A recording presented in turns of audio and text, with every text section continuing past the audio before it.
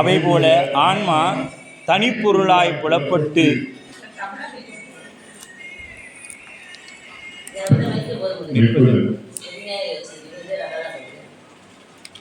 இது கொஞ்சம் தூரமாக இருக்குது நீச்சே கேட்க மாட்டேங்குது. கேட்குதுங்களா? அவை போல ஆன்மா தனிப்பொருளாய் இனி ஆன்மா தன்னை அறியாமல் போகாது. எது அது? அது தன்னை எவ்வாறு அறியும் எனில் மலரில் உள்ள மனம் அம்மலருக்கு வேறாக தனித்து நிற்பது இல்லை. அதுபோல ஆன்மாவும் உயிரும் அப்படித்தான். மனம் அந்த மலருக்கு அடங்கி தோன்றுகிறது. ஆன்மா சுத்த அசுத்த என்பவற்றில் ஏதேனும் ஒன்றில் வைத்து அதன் வண்ணமாகவே தன்னை அறியும் என்பதாகும் அப்படின்னு சொல்லப்படுது இந்த எடுத்துக்காட்டில். அடுத்து இரண்டாவது எடுத்துக்காட்டு. மயக்கமது மருந்தின் தெளிந்தும் பெயர்ந்து உணர்நீ சத்து ஆகாய் பேசில் அசத்தும் அலை நீ அறிந்து செய்வினைகள் நீ அன்றி வேறு அசத்தும் தான் அறிந்து தூயாமைதான் அப்படின்றார். ஆன்மா தனது அறிவை விளங்கும் துணைப்பொருள் இல்லாத பொழுது அறியாமையாகிய மயக்கத்தை அடைகிறது. ஆன்மா தனது அறிவை விளங்கும் துணைப்பொருள். துணைப்பொருள்ங்கிறது எது? கருவிகரணங்கள். கருவிகரணங்கள் தான் ஆன்மாவிற்கு துணைப்பொருள். ஆன்மா அப்போ பசி மயக்கத்தை போக்கும் உணவு போல. இப்போ இது எப்படின்னா, பசியில் நல்ல ஒருத்தன் இருக்கிறான், அவன்கிட்ட இப்போ என்ன சொல்கிறோம் நாம்? கண்ணை மூடிக்கோ, இப்போ இலையை உனக்கு முன்னாடி போட்டாச்சுன்னு நினச்சிக்கோ. இப்போ நாம் சொல்கிறோம் இல்லையா, நிறைய தியான மையங்கள்லாம் போனோம்னா என்ன சொல்லுவாங்க? அப்படியே கண்ணை மூடிக்கொள்ளுங்கள், இப்பொழுது இதை பற்றி சிந்தியுங்கள் அப்படிங்கிற மாதிரி. இதெல்லாம் எப்படின்னு கேட்டிங்கன்னா இப்படி தான். கண்ணை மூடிக்கொள், நல்ல பசியில் ஒருத்துக்கிறான், கண்ணை மூடிக்கோ, மூடிக்கிட்டான். உனக்கு முன்பாக மெரிய ஒரு தலவாழை இலை போட்டதாக எண்ணிக்கிட்டான். அதில் இப்பொழுது சாதம் வைக்கப்பட்டது, பல வகையான பொருள்கள் வைக்கப்பட்டது, இனிப்பு வைக்கப்பட்டது, ஜிலேபி வைக்கப்பட்டது, பாயாசம் வச்சாச்சு, அப்பளம் ஊறுகாய் எல்லாம் வச்சாச்சு, சாம்பார் ஊற்றியாச்சு, ரசம் ஊற்றியாச்சு, புளிக்குழம்பு, தயிர் சாப்பிட்டாச்சு. சாப்பிட்டியா? ரைட், சாப்பிட்டாச்சு, இப்போ கண்ணை திறந்துக்கோ அப்படிங்கிற மாதிரி ஆச்சு. இப்போ என்ன ஆயிடுச்சு? நல்ல பசியில் இருந்த ஒருத்தனுக்கு கண்ணை மூடி எல்லாம் சொல்லி கொடுத்தா என்ன ஆகும்? அதுபோலத்தான் ஆன்மா தனது அறிவை விளங்க அவ்வறிவை தீர்க்கும் மருந்தாய் உள்ள மாயா கருவிகள் கூடி அறிவை விளங்கிய பொழுது பொருள்களை நன்கு அறிகிறது. இப்போ இந்த கருவிகள்லாம் இல்லாமல், எது கண், காது, மூக்கு இதெல்லாம் இல்லாமல், மனம் முதலிய கருவிகள் இல்லாமல் இறைவனை உணர்ந்து கொள்வது என்பது பசித்தவன் உணவு பாவனை செய்து கொண்டது போல. அப்போ இதெல்லாம் அறிந்துவதற்கு நமக்கு என்ன தேவை? இந்த அறிகருவிகள் எல்லாம் தேவை. ஆனால் எதை அறிந்து கொள்ள வேண்டும்? சிவத்தை அறிந்து கொள்ள வேண்டும். அதுதான் அங்கே நம்ம கோடிட்டு காட்ட வேண்டிய இடம். பாருங்கள், மயக்கமது உற்று உனது அறிவை விளங்கும் துணைப்பொருளாகிய கருவிகளோடு கூடாத பொழுது அறியாமையாகிய மயக்கத்தை அடைந்து. இந்த கருவிகள்லாம் இல்லைனா என்ன ஆகிடும்? உயிர் கேவலத்துக்கு போயிடும். இப்போ சகலத்தில் இருக்கிற இந்த உயிர் என்ன ஆகிடும்னா, கருவிகள் இல்லைன்னா கேவலத்துக்கு போயிடும். மருந்தின் தெளிந்தும்னா அவ்வறியாமையை தீர்க்கும் மருந்தாய் உள்ள மாயா கருவிகள் கூடிய பொழுது அவ்வறியாமையின் நீங்கி அறிவை அடைந்து. அறியாமை நீங்கி எப்படி? இந்த உடம்பு இருக்கும் பொழுதே, மாயை கருவிகள் இருக்கும் பொழுதே என்ன பண்ணுவோம்? அறியாமையை இந்த உயிரினத்திலேருந்து நீக்கணும். இப்போ நமக்கு வலி ஏற்படுதுன்னா உடம்புக்கா உயிருக்கா? உடம்புக்கா? சரி, அப்போ ஒரு இழந்து போன ஒரு ஆளை பிடிச்சி கிள்ளுங்க, அந்த ஆளுக்கு வலிக்குதான்னு பார்க்கலாம், அந்த பிணத்துக்கு வலிக்குதான்னு பார்க்கலாம். அப்போ வலி என்பது யாருக்கு? உயிருக்கு. அப்போ இங்கே நாம் அனுபவிக்கிறதெல்லாம் எதுக்கு? இந்த கருவிகரணத்துக்கா உயிருக்கான்னு பார்த்தா உயிருக்கு தான். உயிருக்கு தான் இங்கே நாம். அப்போ சிவத்தை வணங்கி அதனால் பெறக்கூடிய அனுபவங்கள் யாருக்கு? உயிருக்கா உடம்புக்கா? உயிருக்கு தான். உணவு உட்கொள்வது என்பது உடம்புக்கு. உடம்பு. ஏன்னா உடம்பை வளர்த்தேன் உயிர் வளர்த்தேன், திருமூலர் வாக்கு. இந்த உடம்பை ஏன் நாம் வளர்க்கணும் அப்படின்னா, உயிர் தங்கி இருக்கக்கூடிய இடம். உயிர் தங்க ஒரு வீடு. இப்போ இந்த வீடு இருக்குது, இந்த வாடகை வீட்டை நமக்கு ஒருத்தர் வாடகை விட்டுருக்குறாங்க. அடிக்கடி வீட்டு ஓனர் வந்து எட்டி பார்ப்பார். ஏய், அங்கே ஆணி அடிக்காத, இங்கே ஆணி அடிக்கக்கூடாது, என்ன உன் பையன் செவுத்தெல்லாம் கிறுக்கி வச்சுக்கிறான், அதெல்லாம் கிறுக்கக்கூடாது. அப்புறம் போகக்குள்ள இதுக்கெல்லாம் நான் பணம் முடிச்சுக்கிட்டு தான் அனுப்புவேன். சரிங்களா? அப்படி தான் நடக்குது. அப்புறம் வீடு அதை அழுக்கு பண்ணாது, அப்பப்போ கழுவி விட்டு சுத்தமாக வை, ஒட்டலெல்லாம் இருக்குது பாரு, அதெல்லாம் அடித்து வை, இதெல்லாம் சொல்லுவாங்க வீட்டு ஓனர். அதை தான் சிவம் நமக்கும் சொல்லுது. அந்த வீட்டுக்கு ஓனர் சிவபெருமான். வீட்டை காலி பண்ணுன்னு சொன்னால் நம்ம காலி பண்ணிடணும். காலி பண்ணுறோன்னா 2 ஆளுங்களை வச்சு அதெல்லாம் தூக்கி வெளியே போட்டுவார். இப்போ வீட்டுக்காரன் என்ன பண்ணுவான், சொல்லுவான், உன் அட்வான்ஸ் பணத்தை கொடுத்தறேன், நீ காலி பண்ணு சொல்கிறான். நான் காலி பண்ண முடியாது. இப்போ ஐயா வகுப்பு எடுக்க நமக்கு இங்கே இடம் விட்டுருக்குறாங்க.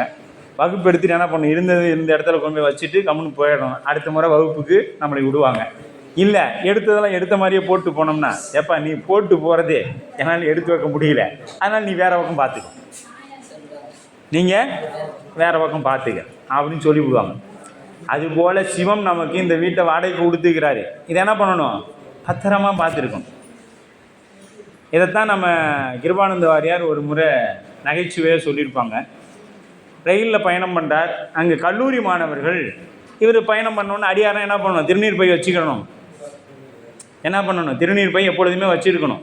இந்த பணம் இருக்கிறவங்க பர்ஸை வச்சுக்கிட்டே பணத்தை எடுத்து பார்க்குற மாதிரி நம்ம திருநீரை எடுப்பில் வச்சுக்கிட்டு போகிற பக்கம்லாம் திருநீர் எடுத்து அப்பப்போ மங்காமல் பூசிக்கிட்டே இருக்கணும். அப்படி அவர் தொடர் வண்டியில் ஏறி கிருபானந்த வாரியார் பூசுறார். பூசும்பொழுது என்ன ஆகி போச்சு, பசங்கள்லாம் பார்த்து, வர்ற சாமி சுண்ணாம்படிக்குது நெத்திக்கு, சாமி நெத்திக்கு சுண்ணாம்படிக்குது அப்படின்னு சொல்லிட்டாங்க.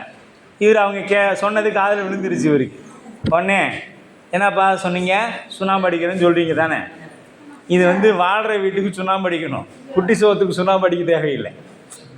இப்போ குட்டி சோத்துக்கு என்ன பண்ணக்கூடாது, சுண்ணாம்பு அடிக்க தேவையில்லை. ஆனால் வாழ்கிற வீடாக இருந்தால் என்ன பண்ணணும், சுண்ணாம்பு அடிக்கணும், சுத்தமாக வச்சுருக்கணும்.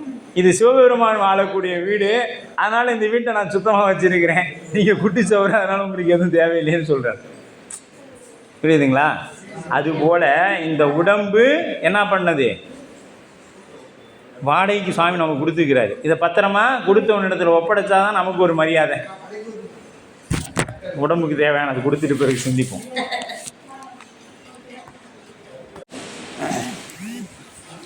இப்போ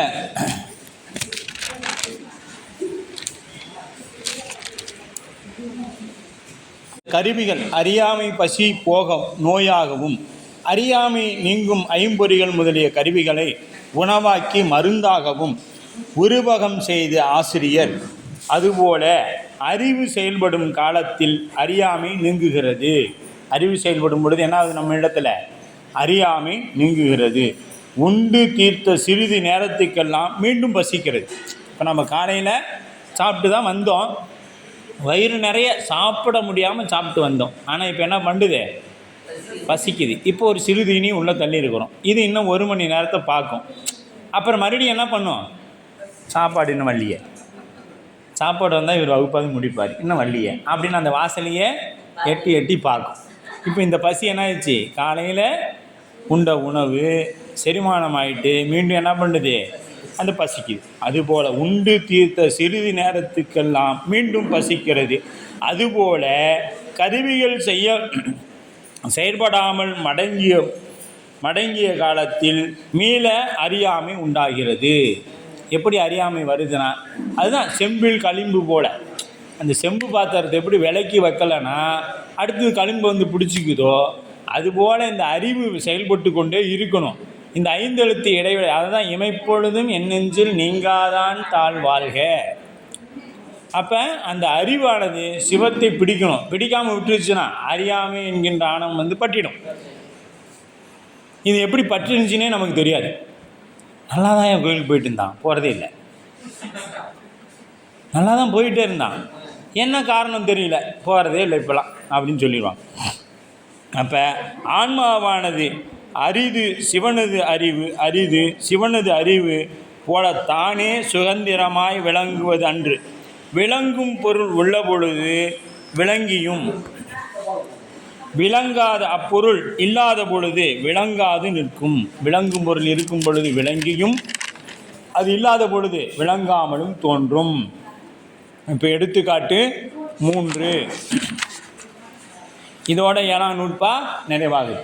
மெய்ஞானம் தன்னில் விளையாது மெய்ஞானம் தன்னில் விளையாது அசத்தாதல் அஞ்ஞானம் உள்ளம் அணைதல் கான் மெய்ஞானம் தானே உள அன்றே தான் கடல் நீர் உப்பு போல தான் ஏய் உளம் உளவாம் தான் அப்படின்ட்டு. அப்போ இது என்ன? சத்து அசத்து இரண்டு வாழும் அதுவாய் நின்று ஆன்மா அறியும். சத்து அசத்து ரெண்டுக்கிட்டேயுமே அதுவாய் நின்று அதை அறியும் ஆன்மா அப்படின்னு சொல்லப்படுகிறோம். இதுக்கு உரைன்னு பார்த்தோன்னா அஞ்ஞானம் அறியாமை. அஞ்ஞானம்னா என்னதுங்க? அறியாமை. ஞானம்னா அறியக்கூடியது, அறிவுடைமை. அறியாமை அறிவுடைமை.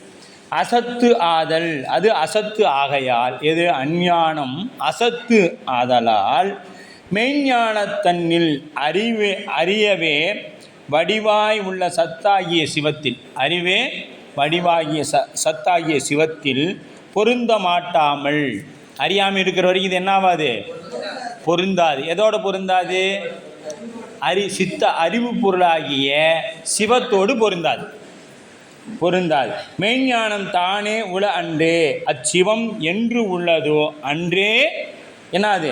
தான் உளம் உளவா தான் பொருந்துதற்கு உரிய உயிர்கள் உள்ளன ஆகும்.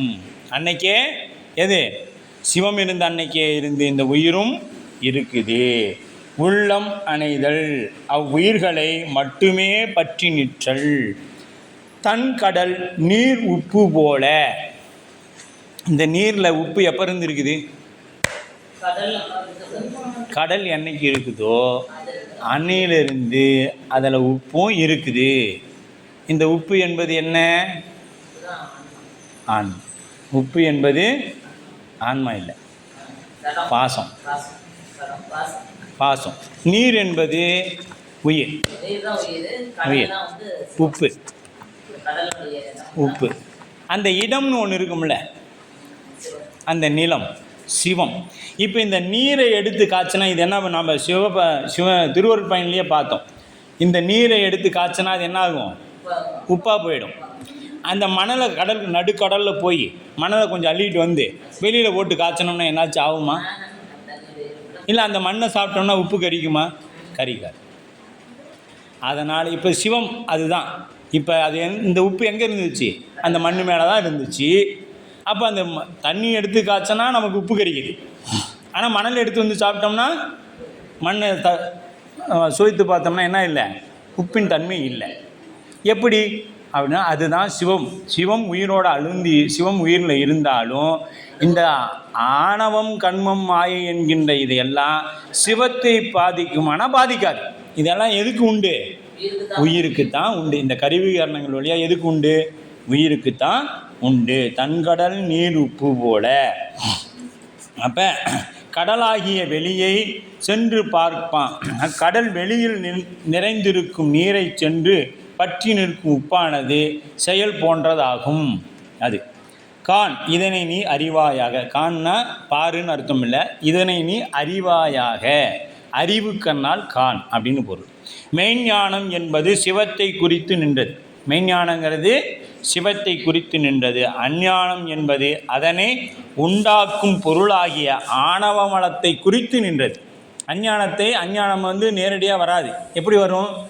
ஆணவ மலத்தின் வழியாகத்தான் நமக்கு அஞ்ஞானம் நிகழும். யான் எனது அதுதானே. அப்போ அதன் வழியாக உண்டாகும் பொருளாகிய ஆணவ மலத்தை குறிப்பதாகும். அங்கே மெய்ஞானங்கிறது நேரடியாக சிவத்தை குறிக்கக்கூடியது. மெய்ஞானம் அப்படிங்கிறது. உப்பு பருமையானது, அது பருப்பொருளாகிய நீரை பற்றிமே அன்றி நுண்ணியதாகிய கடல்வெளியை பற்ற மாட்டாது. எனவே உப்பிற்கும் நீருக்கும் இயல்பு உண்டே தவிர உப்பிற்கும் கடலுக்கும் என்ன இல்லை? இயல்பு இல்லை. பதியாகிய சிவம் நுண்ணிய பொருள் பேரறிவாளன். பதியாகிய சிவம் நுண்ணிய பொருள். பாசமாகிய ஆணவம் பருப்பொருள். பாசமாகிய ஆணவம் பருப்பொருள். அது அறிவற்றதாய் இருப்பது பதி வியாபகம். பதி வியாபகம். பசு பாசங்கள் வியாபியம். வியாபகம் வியாபியம். நீரை பற்றியுள்ள உப்பை போல ஆன்மாவை பற்றி நிற்பது ஆணவமலம். இந்த ஆன்மாவை பற்றி நிற்கிறது ஆணவமலம். அப்போ உயிர் சத்தோடு கூடி சத்தாயும் அசத்தோடு கூடி அசத்தாயும் என்று அறிவதால் சதசத்து ஆகிய உயிர் அறியும் பொருள் என்பது பெறப்பட்டது. உயிர் அறியும் பொருள். உயிரின் அறிவாகிய ஞான சக்தியே உயிர் அறிவிற்கு கருவியாகும். உயிரை பாருங்கள், உயிரின் அறிவாகிய ஞான சக்தியே எது? உயிரின் அறிவு கருவியாகும். உயிருக்கு அறிவு கருவின்னு பார்த்தீங்கன்னா அதுதான் ஞான சக்தி. அந்த அறிவின் வியாபகமே அறிதலாகும். இதற்கு பிரத்யாபட்சம் காண்டல் அப்படின்னு பேர். அனுமானம் அப்படின்னா கருதல். அடுத்தது ஆகமம் அப்படின்னா உரை. உரை அளவு, காண்டல் அளவு, கருதல் அளவு, உரை அளவு அப்படின்னு 3 உண்டு. மூவகை பிரமாணங்களும் ஆகிய பாச ஞானத்தை துணையாக கொண்டு பாசத்தையும், பாசஞானத்தை துணையாக கொண்டு பாசத்தையும், சிவஞானத்தை துணையாக கொண்டு சிவத்தையும் உயிர் அறியும் என்பது பெறப்படுகிறது. இப்போ சிவத்தை அறியணும்னா நமக்கு என்ன வேணும்? சிவஞானம் வேணும். இது யாரால் கிட்டும்? குருநாதரின் வழியாக. சிவம் குருநாதரின் வழியாக நமக்கு ஞானத்தை உபதேசிக்கும். அதை தான் இங்கே சொல்கிறாங்க, சிவத்தின் உபதேசிக்கும். அப்போ பாசஞானம் உயிர் வேறாகவும் சிவஞானம் உயிரோடும் உடனாயும் நிற்கும். பாசஞானம் உயிருக்கு வேறாக நிற்கும். சிவஞானம் உயிருக்கு உயிரோடு உடனாய் நிற்கும் எனப்படும். அப்போ ஒன்று இறைவன் தானே. இப்போ இதில் இந்த நூற்பாடை நாம் தெரிந்து கொண்டது என்னன்னு பார்த்தீங்களா? இறைவன் தானே அறியும் இயற்கை உணர்வு உடையவன் அப்படிங்கிறது இங்கே நூற்பாடை அந்த புத்தகத்தில் பாருங்கள், கடைசியாக இருக்கும். அதை 198ஆம் பக்கம் அதில் இருக்கும் பாருங்கள். உடையவன் அவன் முன்னால் செயற்கை சுற்றுணர்வு விளங்கி தோன்றாது. எனவே அசத்தாகிய பிரபஞ்சத்தை அறியாததால் முதல்வன் முற்றறிவுக்கு குறைவு ஆகாது. இப்போ அசத்தாகிய இந்த பிரபஞ்சத்தை அறியாதனால அவருக்கு அந்த முற்றறிவுக்கு ஏதாவது குறைவு உண்டானா அவருக்கு எந்த குறையும் இல்லை. ஆனால் கருவிகரணங்களுக்கு அறிவு உள்ளது போல தோன்றும். நமக்கு பார்த்தா இந்த கருவிகரணங்களுக்கெல்லாம் இப்போ கண்ணு பார்க்குது, காது கேட்குது, இதெல்லாம் கேட்குதானா? இல்லை. அங்கே உயிர் இருந்து கேட்க வைக்குது, தோன்றும். ஆராயும் பொழுது அவற்றுக்கு அறிவு இல்லை என்பது பெறப்படும். இதுக்கு அறிவு இருக்குதானா? இல்லை. அவற்றுக்கு பிரபஞ்சத்திற்கு அறிவு உண்டு என்று கூறுவது காணல் நீர் உண்டு என்று கூறுவது போல ஆகும். இப்போ இதுக்கு இந்த பிரபஞ்சத்துக்கு உலகத்துக்கு அறிவு, இந்த உலகம் என்பது சடப்பொருள், பல துகள்கள் ஒன்று சேர்ந்த ஒரு கூட்டமைப்பு தான் இந்த உலகம். இதற்கு அறிவு இருக்குதுன்னு சொன்னால் இது எப்படி இருக்குதுன்னா, அந்த நீர் அங்கே இருக்குது போய் குடின்னு சொன்னால் அங்கே போனால் நீர் இருக்குமானா? இருக்காது. அந்த காணல் நீர் போன்றது நீங்கள் சொல்கிறது அப்படின்ட்டு. அப்போ அறிவற்ற சடப்பொருள் ஆகிய பிரபஞ்சம் முற்றுடைய சத்து பொருளாகிய இறைவனை அறியாது. அறிவற்ற சடப்பொருள் என்ன? அது பிரபஞ்சம் முற்றறிவுடைய சத்து பொருளை அறியாது, ஒருபோதும் அறியாது. சத்து அசத்தாகிய இவ்விரண்டினாலும் இவ்விரண்டின் கண்ணும் அதுவாய் நின்று. எது? சத்தோடு கூடியிருக்கும் பொழுது சத்தாயும் சித்தோடு கூடியிருக்கும் பொழுது சித்தாயும் நின்று அறிவது உயிர் ஒன்றே ஆகும். ஏன்னா சிவம் அசத்தை அறியாது, அசத்து சத்தை அறியாது. இது ரெண்டையும் அறியக்கூடியது ஆன்மா. ஆன்மா ரெண்டான்னு கேட்டால் இல்லை, ஒன்று. அசத்தோடு நிற்கும் பொழுது அசத்தாயும் சித்தோடு நிற்கும் பொழுது சித்தாயும் நிற்கும் அப்படின்னு சொல்லப்படுது. சத்து அசத்தாகிய இவ்விரண்டையும் அறியும் உயிர் சத்தும் அன்று அசத்தும் அன்று அவ்விரண்டின் வேறாகிய அறிவுடைய பொருள் ஆகிய சதசத்து ஆகும். சார்ந்ததின் வண்ணமாம் தன்மை ஆகிய உயிரின் சிறப்பு இலக்கணம் இவ்வாறு இந்த நூற்பாவில் விளக்கப்பட்டது. சிறப்பு இலக்கணம், உயிரின் சிறப்பு இலக்கணம் தான் இதில் சொல்லப்படுது. இதுதான் நமக்கு 7ஆம் நூற்பா நமக்கு விரிவாக சொல்லுகின்றது. இப்போ நமக்கு என்ன சொல்லுது? அடுத்தது 8ஆம் நூற்பா உயிரை பற்றிய. ஆமாம், இப்போ உயிர் என்ன செய்யும் அப்படிங்கிறது உணர்ந்தாச்சு.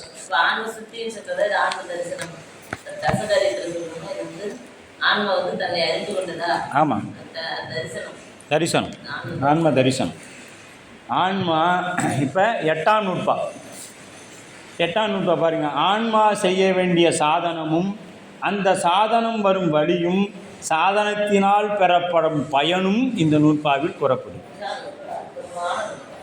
இந்த நூற்பா குருநாதர் எதற்காக நமக்கு தேவை? சில பேர் சொல்கிறேனே, நான் எந்த மனிதருடைய காலிலையும் விழுறதில்லை, அவசியம் இல்லை, அவங்களும் என்னையை போலத்தானே இப்படின்னு நினச்சிங்கன்னா அது உங்களுடைய அறியாமை, ஆணவம்.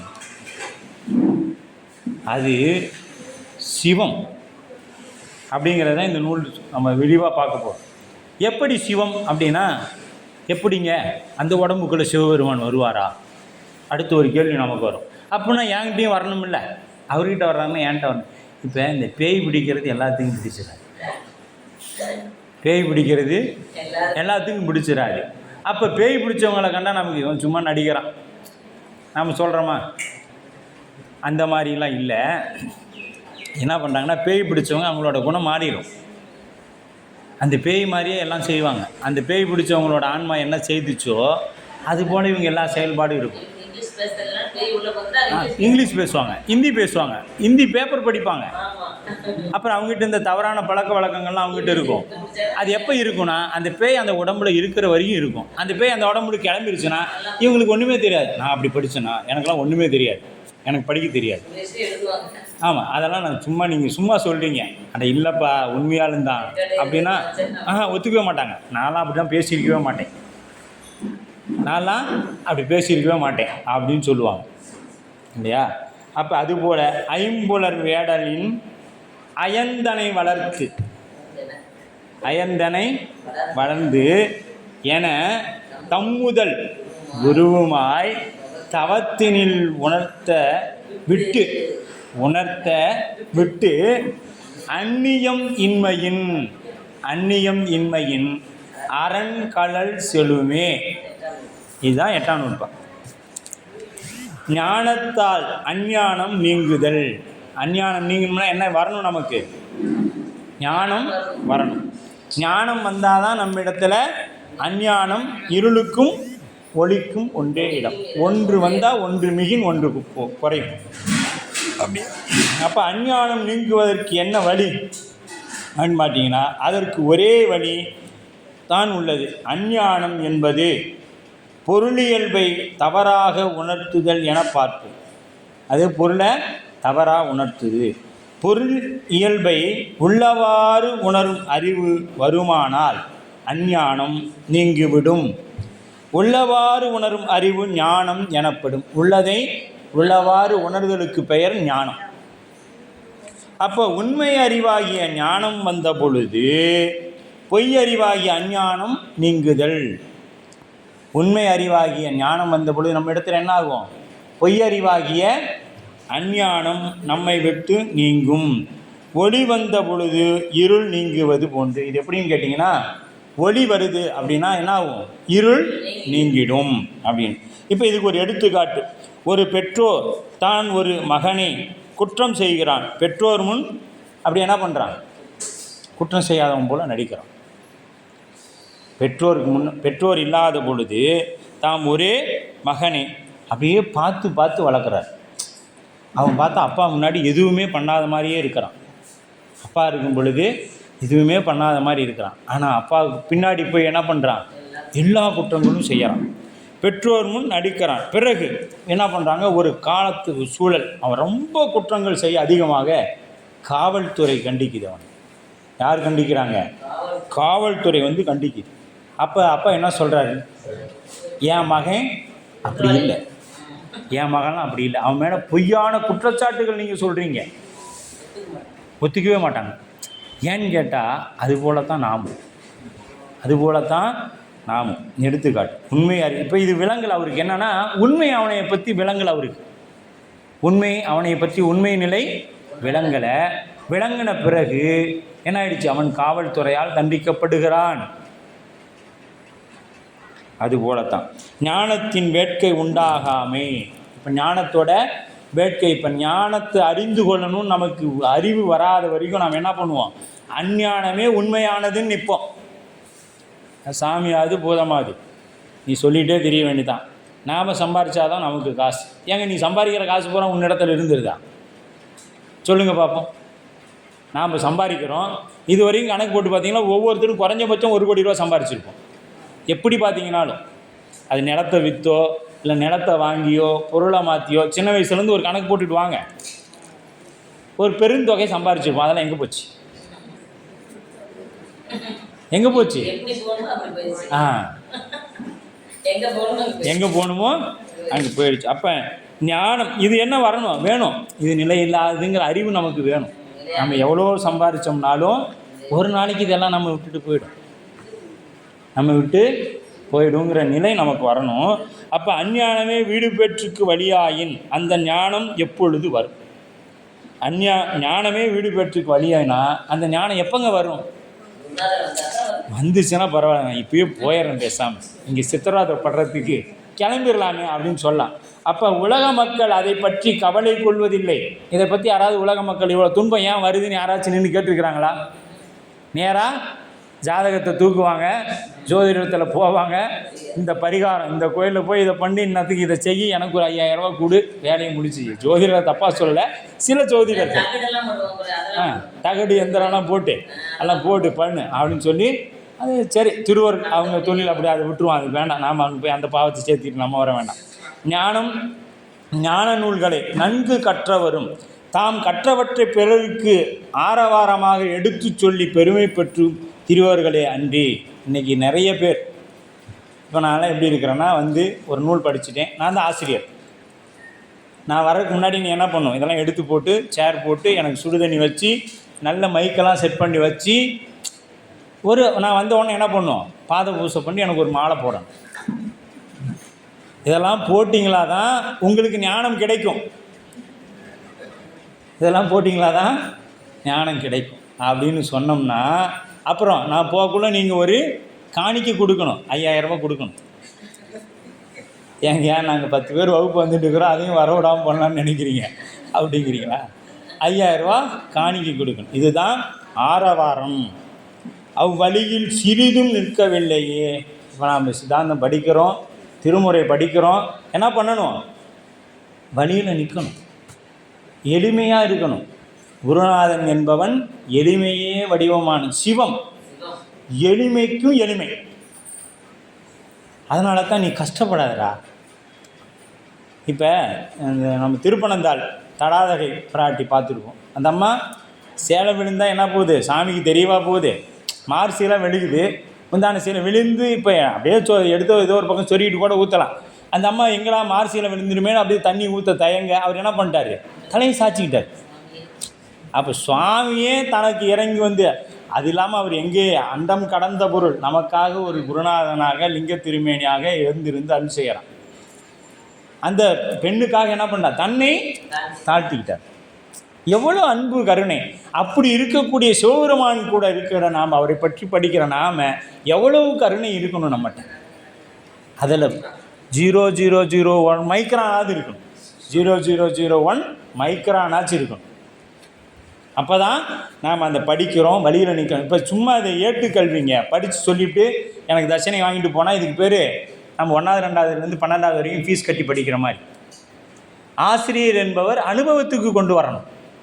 என்னிடத்துல இல்லை, நீங்கள் யாராவது திருப்பி வேண்டேன், நீங்களாம் அவ்வளோ கோவப்படுறீங்களா ஐயா அப்படி இப்படிலாம் சொல்கிறீங்க அப்படின்னு கேட்டு விடாதீங்க. இன்னும் சாமிகளுக்கெல்லாம் அந்த பக்குவத்தை கொடுக்கல, சரிங்களா? இதெல்லாம் நாங்கள் ஏட்டு கல்வி தான் இருக்கிறோம், இன்னும் அனுபவ கல்விக்கு வரல. சரிங்களா? அப்போ நமக்கு அனுபவம் என்பது வேணும். குருநாதன் என்பவன் மிகவும் எளிமையாகவும் நாம் அணுகக்கூடியவராகவும் இருக்கணும். இப்போ சிவத்தை நம்ம நினச்ச நேரத்திலலாம் கும்பிட்றேங்க. குருநாதர் டைம் கொடுத்து இந்த நேரத்தில் தான் நீ என்னை பார்க்க முடியும், மற்ற நேரம்லாம் பார்க்கக்கூடாது அப்படின்லாம் இருக்கக்கூடாது. நீர்க்குமிழி, செல்வம் நிலையில்லாதது, இதெல்லாம் பேசுகிறேன். நான் இங்கே உட்காந்துட்டு என்ன பேசுகிறேன்? நம்ம வாழ்க்கை நீர்க்குமிழி போல், செல்வம் நிலை இல்லாதது, என்ன மின்னலை போன்றது, இப்படிலாம் சொல்லிகிட்டு இருக்கிறோம். சொல்லிட்டு என்ன பண்ணுறோம்? எனக்கு நீங்கள் இவ்வளோ தொகை கொடுத்தா தான் நான் இந்த நிகழ்வு உங்களுக்கு பண்ணுவேன் அப்படின்னு சொல்கிறோம். எனக்கு நீங்கள் கொடுக்கக்கூடிய தொகை பத்தாது, நான் இதை நம்பி தான் ஜீவனம் பண்ணுறோம். இத்தனையும் நாம் சொல்கிறோம். சிவத்தை நம்மனா உன்ட்ட நான் கேட்கவே தேவையில்லை. ஏன்னா என்னை பெற்ற தாய்க்கு தெரியும் எனக்கு என்ன நேரத்தில் என்னை கொடுத்து வளர்க்க வேண்டும் என்று. மருந்து கொடுக்க வேண்டிய நேரத்தில் மருந்து கொடுப்பா, இனிப்பு கொடுக்க வேண்டிய நேரத்தில் இனிப்பு கொடுப்பா, உணவு கொடுக்க வேண்டிய நேரத்தில் உணவு கொடுப்பா. என்னை பெற்ற சிவம் எனக்கு என்ன நேரத்தில் என்ன கொடுக்கணும்னு அவனுக்கு தெரியும். இந்த நேரத்தில் இதுக்கு மருந்து கொடுத்தா தான் இது சரியாக போகணும், மருந்து கொடுப்பான். இந்த நேரத்தில் இது உணவு கொடுத்தா தான் அழாமல் இருக்குன்னு உணவு கொடுப்பான் இல்லையா? அப்படி தனது பேச்சுக்கும் பெருந்தொகை எண்ணி பெற்று கொண்டு பசியினால் வந்த அவரவர் வேலையை என்று வீட்டை பூட்டி போவர். இப்படிலாம் புராணம் கேட்குறவங்க என்ன பண்ணுறோன்னா, இதை ஆஃப் பண்ணி ஒரு அடியார் வீட்டுக்கு வராங்க. அந்த ஒன்று எங்கே நாங்கள் அவசரமாக கிளம்பணும், நீங்கள் அழைப்புதல் வச்சுட்டிங்களா, சரி போய்ட்டு வாங்க, நான் அவசரமாக கிளம்பணும். ஆனால் அவருக்கு எந்த வேலையும் இருக்காது, ஆனால் கொடுப்பதற்கு மனம் இல்லை. அதனால் என்ன பண்ணுறாருன்னா, நீங்கள் போய்ட்டு வாங்க, நான் அவசரமாக ஒரு வேலையாக கிளம்புறேன் அப்படின்னு அவசரமாக வீட்டை பூட்டிட்டு கிளம்புற மாதிரி ஒரு பாவனை பண்ணுவாங்க. அப்போ நாம் என்ன பண்ணுவோம்? சரி ஐயா நீங்கள் ஏதோ வெளியே கிளம்புறீங்க போலங்க, போயிட்டு வாங்க அப்படின்னு சொல்லிட்டு நாம் என்ன பண்ணுவோம்? நாமளும் கிளம்பிடுவோம். கிளம்பினாட்டி அவர் உள்ளார வீட்டை பூட்டிட்டு உள்ளார தூக்கிடுவார். இதுதான் ஆசிரியர் இன்னைக்கு இருக்கக்கூடியது. இது அடியன் மேலே அடியன் இதை சொல்லுவதனால சில பேர் என்னைய தவறாக கூட சொல்லலாம். ஆனால் இன்றைய நிலை அதுதான். என்னுடைய நிலை அப்படியே வச்சுக்கிங்களேன். நான் சொல்கிறேன்னா இது என்னோடய அனுபவம், நான் தான் அப்படின்னு வச்சுக்கிங்க. அடியார் வந்தாங்கன்னா நான் வீட்டை பூட்டிட்டு உள்ளார இருந்துட்டு இல்லைன்னு சொல்லிடுறேன் அப்படின்னு வச்சுக்கிங்களேன். அடியாருக்கு உணவு கொடுப்பதில்லை. ஆனால் உங்களிடத்தில் நான் என்ன சொல்கிறேன்? அடியார் தான் சிவம், அவருக்கு வந்தால் நீ என்ன பண்ணணும்? உணவு கொடுக்கணும். இப்போ சொல்கிறேன்னா முதல்ல அதை செய்யணும் இல்லையா? அதுதான் குருநாதர். அப்போ பசியினால் வந்த அவர் வேலையை பார்த்து வீட்டை புட்டி இப்படி இருந்தால் ஞானம் எப்படி வாய்க்கும்? இப்போ நாம் இருந்தோம்னா நமக்கு ஞானம் வாய்க்குமா? ஏட்டுக்கல்வியை சொல்லிட்டு மட்டும் போனோம்னா, கூலி வாங்கிட்டு உங்களுக்கு ஞானத்தை கொடுப்பதற்கு ஞானம் அவ்வளவு எளிமையானதா? சொல்லுங்க, ஞானம் அவ்வளோ எளிமையானதா விற்பனைக்கு கொடுக்கறதுக்கு? அதான் இல்லை. நம்ம ஆசிரியர், எங்கள் ஆசிரியர் சொல்லுவாருங்க, நம்ம தியாகராசனையா தான் அடியனுக்கு ஆசிரியர். அவர் என்னென்னா, ஒரு வேள்வி பணிக்கு போகும் பொழுதோ இந்த மாதிரி வகுப்புகளுக்கு போகும்பொழுது எங்கேயும் எதையும் விலை பேசி கொண்டு போக மாட்டார். ஏன்னா திருமுறை விற்பனைக்கு அல்ல, திருமுறை விற்பனைக்கு அல்ல. புத்தகம் கொடுத்தா கூட திருமுறை புத்தகம் நம்ம காசு போட்டு தான் நம்ம வாங்கி தரோம். ஒரு கிட்ட கொடுத்துட்டு எனக்கு 200 ஆச்சு கொடு அப்படின்லாம் நம்ம கேட்கக்கூடாது. எவ்வளோ செலவு பண்ணுறோம், ஒரு 200 ஒருத்தர் புத்தகம் வாங்கி கொடுத்தா நமக்கு என்ன குறைஞ்சிட போகுது? ஒரு காய்ச்சல் வந்தால் இன்றைக்கி 1000 இல்லாமல் நீங்கள் காய்ச்சலுக்கு மருத்துவம் பண்ண முடியாது. ஆனால் ஒரு உயிர் உய்யும் பொருட்டாக அதுக்கு திருமுறை தரோன்னா ஒரு 200 வாங்கி கொடுத்தா என்ன ஆகிட்ட போகிறோம்? ஆமாம். அதனால் திருநீர், உருத்திராக்கம், திருமுறைகள் இவையெல்லாம் அடியார்களுக்கு நாம் ஒருவருக்கு கொடுக்கும் பொழுது பொருள் பெற்று பணம் பெற்றுக்கொண்டு நாம் கொடுக்கக்கூடாது. முடிந்த அளவு இப்போ 10 புத்தகம் கேட்குறாங்கன்னா ஒரு புத்தகமாவது நம்மளுடைய தொகையில் வாங்கிக்கோங்க. அதுக்காக 10 நாம் இனாமாக கொடுக்க முடியாது. சரியா? அப்படி அப்போ மக்கள் ஞானத்தை பற்றி சிறிதும் எண்ணுவதற்கு காரணம் அந்த ஞானத்தின் மேல் அவர்களுக்கு வேட்கை உண்டாகாமை. வேட்கைனா விருப்பம். அந்த ஞானத்தின் மேலே அவங்களுக்கு என்ன இல்லை? விருப்பம் இல்லை. நீர் வேட்கை இல்லாதவர் நீரை பருக மாட்டார். இப்போ நீர் மேலே, இப்போ நீர் நமக்கு தண்ணி தாகமே இல்லை, கொண்டு வந்து தண்ணி குடினா நம்ம குடிப்போமா? குடிக்க மாட்டோம். பசி இல்லை, சாப்பாடு போடணும், நீங்கள் சாப்பிட்டே தான் ஆகணும். என் மேலே உண்மையான அன்பு வச்சுருந்தால் நீங்கள் சாப்பிட்டே தான் ஆகணும் அப்படின்னு சொன்னோம்னா உன் மேலே உண்மையான அன்பு இல்லை, என் வயிற்று நாங்கள் எடுத்துக்க முடியாது. அதனால் நான் என்ன பண்ண முடியாது? சாப்பிட முடியாது. நல்ல பசியோடு வருது, சாப்பாடு கேட்குறான், போடுங்க, நல்லா சாப்பிடுவார். பசியோடு வரவனுக்கு சாப்பாடு இல்லைங்கிறோம், பசி இல்லாமல் வரவங்களை சாப்பிடுங்கிறோம். அதுதான் இன்றைய நிலை. அப்போ அதுபோல் ஞானத்தின் வேட்கை இல்லாமல் அதனை பற்றி எண்ண மாட்டார், அதனை அடைய முயலவும் மாட்டார். நீ என்ன தான் அவங்களுக்கு போய் உக்காந்து விடிய சொன்னாலும் அவங்க என்ன பண்ண மாட்டாங்க, அதை பற்றி ஏதோ பேசுகிறான், பேசிட்டு போட்டு விடு 1/2 மணி நேரம் அப்படின்னு சொல்லிடுவாங்களே ஒழிய, அந்த வேட்கை எடுக்கிற ஒரு இடத்துல சொன்னீங்களா அதை என்ன பண்ணுவாங்க, அப்படியே உள்வாங்கி கொள்வார்கள். அப்போ ஆன்மா செய்ய வேண்டிய சாதனமும் அந்த சாதனத்தின் மூலம் சாதித்தலும் பெறப்படும் பயனும் இந்த நூற்பால் சொல்லுவது. ஐம்புலர் வேடரில் அயந்தனை வளர்ந்து என தம் முதல் குருவுமாய் தவத்தினில் உணர்த்த விட்டு அந்நியம் இன்மையின் அரண்களல் செலுமே. ஆசிரியர் கூறும் கருத்துரை. இதுக்கு யார் சொல்லியிருக்கிறாங்க, மெய்கண்ட தேவநாயனாரே கருத்துரையும் சொல்லியிருக்கிறார். என்ன சொல்லியிருக்கிறார் என்பது சூத்திரம். என் நூற்றிலோ எனின் எண்ணுதலிற்றோ எனின் ஞானத்தினை உணரும் முறைமையினை உணர்த்துதல் நுதலிற்று. அதுக்கு பொருள் என்னன்னு பார்த்தீங்கன்னா, வீடு பேராகிய பயனை அடைவதற்கு சிறந்த சாதனம் ஞானமே ஆகும். ஞானமாகிய சாதனத்தை பெறுதற்குரிய வழி உணர்த்துகின்றது இந்த நூற்பா. இந்த சூத்திரம் என்ன சொல்லுதுங்க, ஞானத்துக்குரிய வழியை சொல்லுகின்றது. நூற்பாவின் பொருள், ஒரு அரசன் மகன் சிறு குழந்தையாயிருந்த பொழுது வேடர் கூட்டத்தில் அகப்பட்டு என்ன பண்ண, வேடர் கூட்டத்தில் அகப்பட்டு வளர்ந்து வந்தான். தான் ஒரு மன்னன் மகன் என்பதை அறியாது வேடுவனின் ஒருவனாக தன்னை கருதி அதற்குரிய தொழிலையும் செய்து கொண்டு காட்டில் வளர்ந்து வருகின்றான். அவன் என்ன பண்ணுறான், தான் ஒரு வேடன் அப்படின்னு நினச்சி அங்கே வளர்ந்து வரான். உரிய பருவம் அடைந்தவுடன் அப்படி நேராக நம்ம கொஞ்சம் கண்ணப்ப நாயனார்கிட்ட தான் போகணும். அவர் என்ன பண்ணுறாரு, வேடர் கூட்டத்தில் தலைவனாக இருந்து உரிய பருவம் என்ன ஆகுது, 16 ஆண்டு ஆகுது. அந்த 16 ஆண்டு கணக்கில் அவர் அந்த ஞானத்தை பெறக்கூடிய முக்தியை பெறக்கூடிய பருவம் அது வந்தவுடன் எங்கே போகிறாரு, வேட்டைக்கு போகிறார். உரிய பருவம் வந்தவுடன் அவனது தந்தையாகிய அரசன் அவனிடம் சென்று அவனை பற்றி உண்மையை உணர்த்தினான். அவனுக்கு ஒரு பருவம் வந்துருச்சு.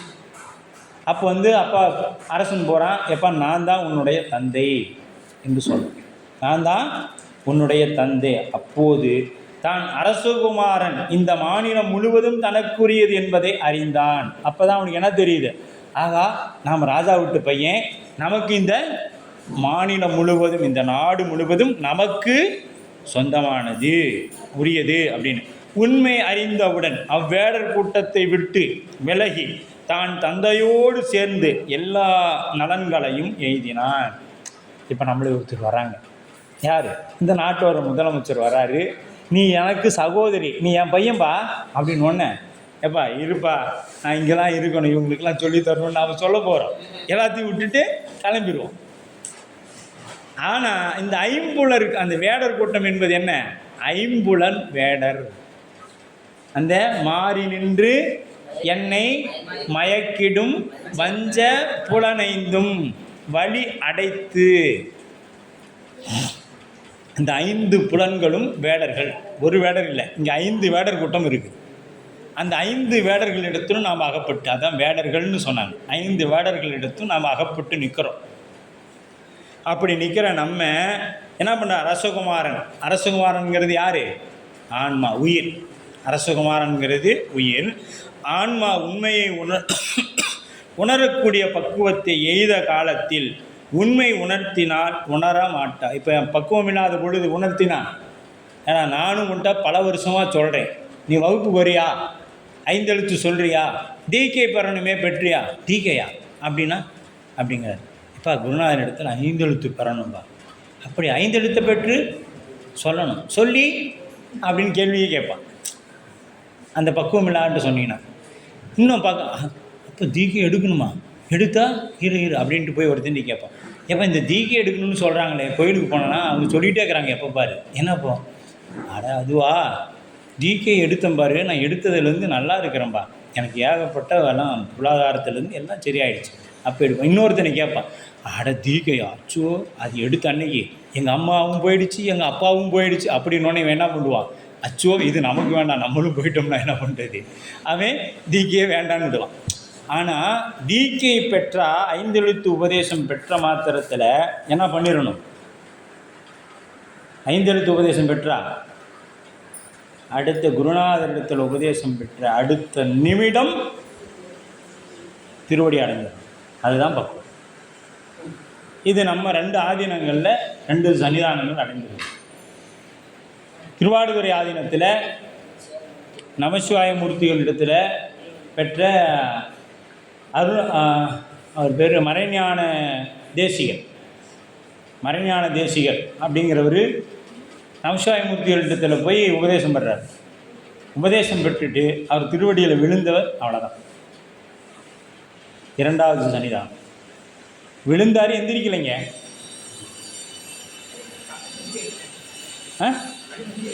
ஆமாம், 5 எழுத்து கேட்டார், கேட்டுட்டு குருநாதரிடத்தில் திருவடியில் விழுந்து வணங்கினார், அப்படியே இருக்கிறார், அவ்வளோதான். அந்த உடம்பு அப்படியே கிடந்துருச்சு. இதே தான் தர்மி ஆதீனத்தில், அங்கேயும் குருமகா சன்னிதானம் 2வது குருமகா சன்னிதானம். அவங்களிடத்தில் உபதேசம் பெற்றார், பெற்று திருவடியில் விழுந்தார், விழுந்து எந்திரிக்கும். அதே மாதிரி தான் பெற்றான் சாமன். பெற்றான் சாமனுக்கும் அப்படி தான் முக்தி. வந்தார், உபதேசம் கேட்டார், திருவடி அடைஞ்சிட்டார். ஊர் மக்கள் நம்மளை கொண்டுட்டேன் நாங்கள் குருநாதர். உண்மையாலுமே குருநாதரிடத்தில் நமக்கு பக்குவம் இருக்குது அப்படின்னா 5 எழுத்தை பெற்ற மாத்திரத்தில் இந்த உடம்பை விட்டு உயிர் பிரிஞ்சிடும். அதுதான் பக்குவம்.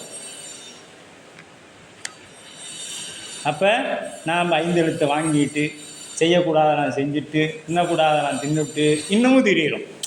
அப்போ நம்ம பக்குவத்தை இப்போ நம்மளே பார்த்துக்க வேண்டியது, நம்ம பக்குவம் எப்படி இருக்குது. அதுதான் பக்குவம். எப்படி 5 இப்போ இதெல்லாம் கேட்ட உடனே நம்ம நினைப்பாங்க வீட்டில் இருக்கு, ஓ இப்போ குருநாதர்கிட்ட விட்டால் இது போயிடுச்சுன்னா போனால் தாங்க நல்லது. தீக்கை பெற்ற உடனே என்ன ஆயிடணும், இந்த உடம்பு விட்டு உயிர் போயிடணும். 5 எழுத்து உபதேசம் கேட்ட மாத்திரத்தில் அப்படி பெற்றான் சாமன். அந்த மாதிரி பக்குவம், அதுதான் நமக்கு முக்தி. இந்த நிலை வரணும். அதுக்கு தான் இவ்வளோ சிரமப்படுறோம். அறிவு தெளிவு பெறணும். அதுக்கு தான் இவ்வளோ சிரமங்களும் திருமுறைகளும் படிக்கிறோம், எல்லாம் செய்கிறோம். அப்போ ஆன்மா உண்மையை உணர்த்திய பக்குவத்தை எய்தாத காலத்தில் உண்மையை உணர்த்தினால் உணர மாட்டார். நீங்கள் பசி இல்லாதவனுக்கு சாப்பாடு போடுற மாதிரி நீ என்னதான் அவனுக்கு ஞான நூல்களை போதித்தாலும் படிக்க சொன்னாலும் என்ன ஆகாது, அது மேலே ஒரு வேட்கை விருப்பம் வராத வரையில் என்ன பண்ணாது, அதை உள்வாங்கி கொள்ளாது. வேட்கை வந்துருச்சுன்னா யார் எடுத்தாலும் நிற்காது, அது போயிட்டே இருக்கும். ஆதலால் உணர்த்துக்குரிய பக்குவம் வரும் வரை காத்திருந்து அப்பக்குவம் வந்தவுடன் முதல்வனாகிய சிவம் ஞானாசிரியராக சென்று உண்மையை உணர்த்த. மாணிக்க வாசகர் அங்கே அப்படியே மதுரையம்பதியிலிருந்து கிளம்பிட்டார். இவர் இங்கே உட்காந்துருக்கிறார் திருப்பெருந்துறையில். எங்கே அந்த ஆன்மா அங்கே கிளம்பும் பொழுதே, மதுரையம்பதியிலேருந்து கிளம்பும் பொழுதே சிவம் இங்கே வந்து உட்காந்துட்டுருக்கு. எப்போ இது வரும் அப்படின்ட்டு நாமெல்லாம் குருநாதருக்காக காத்து கொண்டிருக்கிறோம். அங்கே குருநாதனாகிய சிவம் வந்து மாணிக்க வாசக பெருந்தகை வருவதற்காக காத்து கொண்டிருக்கிறார். வாதவூர் புராணத்தில் இருக்குது இந்த செய்தி. அவர் வருவார்னு இவர் உட்காந்து இருக்கிறார். வந்த மாத்திரத்தில் அப்போ அவருக்காக காத்திருந்து தீக்கை கொடுத்தாரே, மாணிக்க வாசக பக்குவம் இல்லையா, ஏன் சாமி அப்பயே போகல அவரோட அப்படின்னா, நம் போன்ற ஆன்மாக்கள் எல்லாம் உய்வு பெற வேண்டும், அதற்காக திருவாசகம் என்கின்ற ஒரு நூல் வேண்டும் அப்படிங்கிறதுக்காக சிவம் அவரை இங்கே விட்டு சென்றது. அந்த திருவாசகம் ஒன்று இல்லைன்னா நம்மளாம் உய்வே பெற முடியாது. ஏன்னா அவ்வளவு சுவை அதில் தேன் கலந்து. சொல்லுங்க. நான் கலந்து பாடுங்கால் நற்கரும்பம் சாற்றினிலே ஓட்டாமல் விட்டுவதே. மூன் கலந்து உயிர் கலந்து நற்கரும்பம் சாற்றில் தேன் பால் எல்லாத்தையும் கறந்த பால் கண்ணலோடு நெய் கலந்து இதெல்லாம் கலந்து சாமி ஊட்டுறாரு. நம்ம எவ்வளோ டேஸ்ட்டாக இருக்குன்னு பார்த்துங்க. அப்படி அதனை உணர்ந்த ஆன்மா அப்பொழுது ஐம்பொறி முதலிய கருவி கூட்டத்தை விட்டு நீங்கி அம்முதல்வனை அடையும். இதை உணர்ந்துச்சுன்னா இந்த நீங்கினா என்ன ஆச்சுங்க? இப்போ கண் நீங்கி, காது நீங்கி, இதெல்லாம் நீங்கிட்டா கேவலத்துக்கு போயிடும். நீங்கினா அதுதான் நிற்காம அதை விட்டு என்ன பண்ணும்? சிவத்தை பற்றி நிற்கும். ஆன்மா முப்பிறவியில் செய்த சிவ வழிபாடாகிய தவத்தின் பயனாக இது சாதாரணமாலாம் வாய்க்காது. இதுகாலும் உயிருக்கு உயிராய் மறைந்து நின்ற அறிவை தந்த முதல்வன் இப்பொழுது எப்போ பக்குவம் பெற்ற பிறகு குருவடிவமாம் கொண்டு நேரே எழுந்தருளி வந்து, இதுகாலம் என்ன பண்ணார்? உயிருக்கு உயிராக உள்ளே இருந்தது தான் இப்போ என்ன வருது? வெளியில் குருநாதனாக வருகிறது சிவம். எமது மைந்தனாகிய நீ ஐம்பொறியாகிய வேறிடத்தில் அகப்பட்டு அவன் வழியே வளர்ந்தமையால் உனது உண்மை நிலையை மறந்து மயங்கி துன்புற்றிருந்தாய் என்று அறிவிக்க அதனை அறிந்த ஆன்மா அப்பொழுதே அவ்வை புலன் ஐந்தையும் வேடனையும் விடுத்து உணர்த்திய தம் முதல்வன் தனக்கு வேறாய் நில்லாது தன்னோடு என்றுமே உடனாயிருப்பதால் அதனை உணர்ந்து அவன் திருவடியை அடைந்துவிடும் என்பதை நூற்பாவின் பொருள். இந்த நூற்பா என்ன சொல்லுது? அவன் குருநாதருடைய திருவடியை அடைந்து. குருநாதர் எப்போ வருவார்னு இன்னும் பின்னாடி பார்க்க போகிறோம். இருவினை ஒப்பு வரணுங்க, அப்போ தான் ஞான குரு நமக்கு வாய்க்குன்னு சொல்லுது. தவத்தினில் அப்படின்னா ஆன்மா முப்பிறவியில் பலவற்றில் செய்த சரியை கிரியை யோகம் ஆகிய தவத்தின் காரணமாக அப்போ தான் ஞானம் கிட்டும். பல பிறவியில் சரியை கிரியை யோகம் ஆகிய தவத்தின் காரணமாக தம் முதல் அப்படின்னா பக்குவம் வராத வரையில் எங்கே இருக்கும்? நமக்குள்ளேயே அந்த சிவம் இருக்கும். பக்குவம் வராத வரைக்கும் எங்கே இருக்கும்? ஒவ்வொருத்துறை உள்ளத்திலும் இருக்கும் சிவம். உயிருக்கு உயிராய் உள்ளே மறைந்து நின்று அறிவித்து வந்த முதல்வன், அதுதான் தம்முதல். குருவுமாய் பக்குவம் வந்த இப்பொழுது ஆசிரியனாகவும் வடிவம் கொண்டு வெளிப்பட்டு தோன்றி. எப்போ ஆசிரியராக வராரு? அந்த ஆன்மா பக்குவம் பெற்ற பிறகுதான் அதற்கு குருநாதன் வெளிப்பட்டு தோன்றுகின்றார். அந்த குரு யார் அப்படின்னா பின்வருமாறு மெய்ஞானத்தை உணர்த்துபவன். பின்னாடி வரக்கூடிய அந்த 2 வரியில் வளர்ந்து ஐம்புலர் வேடனில் சிவனாகிய மன்னவனுக்கு மைந்தனாகிய நீ ஐம்பொறிகளாகிய வேடனிடத்தில் அகப்பட்டு வளர்ந்து அப்படின்னா அவன் வழியிலே வளர்ந்து. எப்படி? வேடர் கூட்டத்தில் இருக்கிற வாழ்க்கை தான் உண்மையான வாழ்க்கையும் சேர்ந்து வாழ்ந்துக்கிட்டு அயர்ந்தனை உன்னை வேட மகனாகவே கருதி எப்படி நினச்சிக்கிட்ட? நம்ம வேடர்களுடைய மகன் என்று மயங்கி உனது உண்மை நிலையை மறந்தாய். என்ன பண்ணிட்டோம்? உண்மை நிலை. இப்போ நாம் என்ன பண்ணுறோம்? இந்த உலகமே நமக்கு எல்லாம் சுகமும் தருது, இந்த கண்ணு காது மூக்கு தான் நாம் அப்படின்னு நாம் நிற்கிறோம் இல்லையா? என உணர்த்த என்று உண்மையை அறிவித்த அவன் உண்மையை உணர்ந்த ஆன்மா பக்குவம் பெற்றிருந்த காரணத்தால் பக்குவம் இல்லைன்னா இது என்ன ஆகாது? குருநாதரை உணர்ந்து கொள்ளாது. அது என்ன தெரியும் நமக்கு? மனிதனாகத்தான் தெரியும். விட்டு ஐம்பொறியாய் முதலிய கருவி கூட்டத்தை விட்டு நீங்கி. இப்போ இந்த விட்டு நீங்கி அந்நியம் இன்மையின் அம்முதல்வன் அவ்வுயிரின் வேறா எங்கேயோ இல்லாமல் அவ்வுயிரிடத்திலிருந்தே என்றும் உடனாய் இருத்தலினால் அறங்கடல் செல்லும் அப்படின்றார். அவனது திருவடியை போய் சேர்ந்துவிடும். எது? இந்த உயிர் ஞானம் பெற்ற பிறகு என்ன ஆயிரும்? அவருடைய திருவடியை சென்று அடையும்.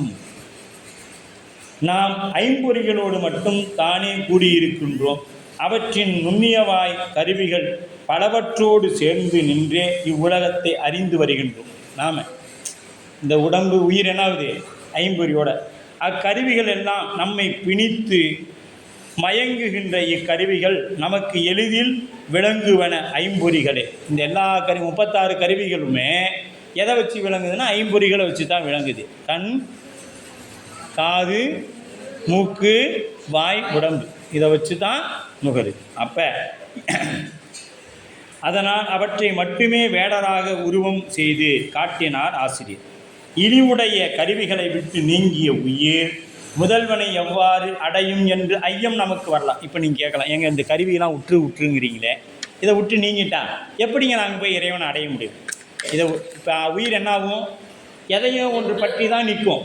இப்போ இந்த கருவிகரணங்கள் எல்லாம் விட்டுடுனா இதை விட்டுட்டு உயிர் எங்கே போகும்? விட்டுட்டா எங்கே போகணும்? கேவலத்துக்கு போயிடும்.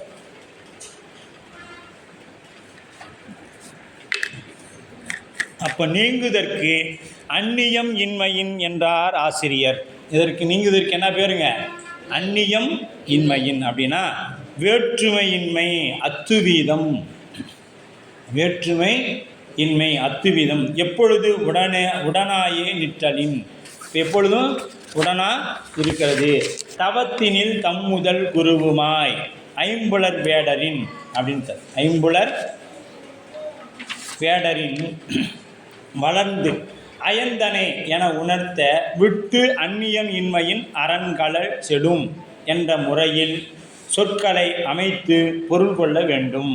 தவத்தினில் தம்முதல் குருவுமாய் ஐம்புலர் வேடரின் வளர்ந்து அயந்தனை என உணர்த்த விட்டு அந்நியம் இன்மையின் அரண்களல் செடும் அப்படின்னு பார்க்கணும்.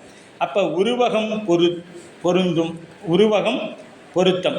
வேடர்கள் தம்மிடம் அகப்பட்டவர்கள் செல்வத்தை கவர்ந்து இடர் விளைவிப்பது போல, வேடர்கள் தம்மிடத்தில் சிக்கனம்ட்டு என்ன பண்ணுவாங்க? பொருள்களை எல்லாம் கவர்ந்து அவர்களுக்கு இடையூறு செய்வாங்க. ஐம்பொறிகள் தம் வசப்பட்ட ஆன்மாவின் வியாபக அறிவாகிய பெரும் செல்வத்தை கவர்ந்து, நாம் இட்டு இருக்கிற அறிவெல்லாம் அது என்ன பண்ணிடுச்சு? வாங்கி வச்சுக்கொண்டு சிறுமையை விளைவித்து, இப்போ சிறுமையை விளைவித்து பற்றி அவற்றை வேடராக உருவம் செய்தது.